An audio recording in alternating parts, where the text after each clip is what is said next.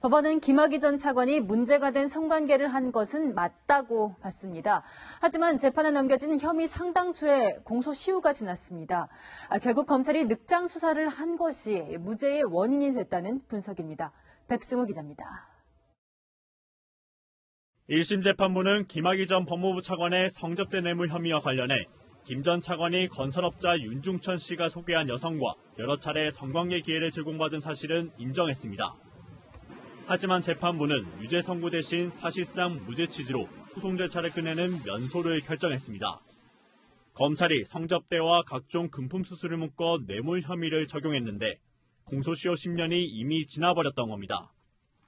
검찰이 김 전 차관을 재판에 넘긴 건 별장 성접대 논란이 불거진 지 6년도 넘은 지난 6월이었습니다. 오늘 수사에서 혐의에 대해서는 좀 충분히 소명을 하셨나요?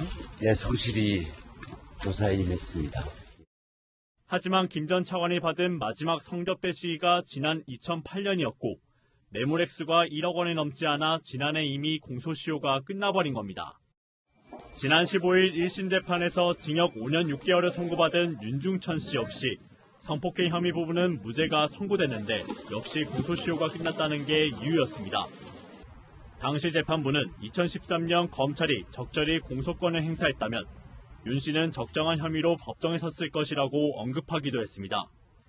김 전 차관에게 2013년과 2014년 이미 2차례나 무혐의 처분을 내렸던 검찰의 늑장 재수사와 기소가 무죄 판결을 자초했다는 지적입니다. 채널A 뉴스 백승우입니다.